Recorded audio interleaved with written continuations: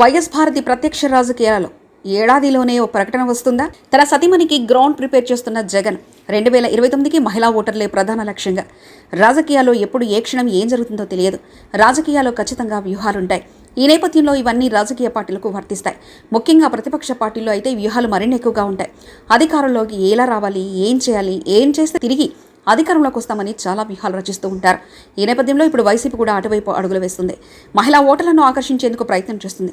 గతంలో ఏం జరిగిందో, వైసీపీ ఓడిపోయిందో అది మళ్లీ జరగకుండా ఉండేందుకు చర్యలు చేపడుతుంది. వైసీపీ అధినేత గ్రౌండ్ ప్రిపేర్ చేస్తున్నారు. అది కూడా మామూలుగా కాదు, అదిరిపోయేలా ఆయన సిద్ధమవుతున్నారు. తన పార్టీని కూడా సిద్ధం చేస్తున్నారు. ముఖ్యంగా పార్టీ తరఫున మహిళా గొంతుక అంటూ ప్రతీకంగా లేకపోయిన విషయం తెలిసిందే. ఒకప్పుడు విజయమ్మ, షర్మిల పార్టీకి అండగా నిలిచేవారు.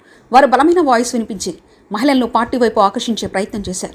కానీ 2024 ఎన్నికలకు ముందు కేవలం మహిళా పథకాలు మాత్రమే పార్టీకి దన్నుగా నిలిచాయి. కానీ ఆ పథకాలు పెద్దగా వర్కౌట్ కాలేదు. ఇంకా ఎక్కువగా ఇస్తామన్న చంద్రబాబు వెంటే మహిళలు ముందుకు నడిచారు. వచ్చే 5 ఏళ్లలో రాజకీయం తలుచుకుంటే ఇది మరింత పెరుగుతుంది. ఆర్టీసీ బస్సుల్లో మహిళలకు ఉచిత ప్రయాణం కల్పిస్తే ఇక వైసీపీని మర్చిపోయే అవకాశం కూడా మహిళల్లో ఉంది. అదే సమయంలో తల్లికి వందనం పేరుతో ప్రారంభించే పథకానికి మరిన్ని రెట్లు ఓటు బ్యాంకు కకావిలమయ్యే ఛాన్స్ కూడా కనిపిస్తుంది. దీనిని ఇప్పుడే అంచనా వేసుకున్న వైసీపీ అధినేత జగన్ దానికి తగిన విధంగా గ్రౌండ్ ప్రిపేర్ చేసుకున్నట్లుగా తెలుస్తుంది.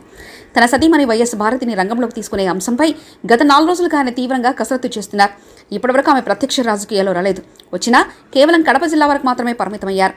కానీ ఇప్పుడు రాష్ట్ర స్థాయిలో ఆమె దూకుడు పెంచేందుకు, మహిళలను తన వైపు తిప్పుకునేందుకు భారతిని ప్రయోగించాలని జగన్ భావిస్తున్నారు.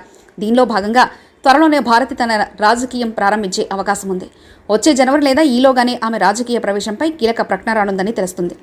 అప్పట్లో షర్మిల అడ్డుగా ఉన్నా ఇప్పుడు ఎవరూ పార్టీలో భారత్కి పోటీ ఇచ్చే అవకాశం లేదు. పైగా జగన్ సతీమణి కంటే వైఎస్ కోడలుగా ఆమె రాజకీయాలు చేస్తారని తెలుసు.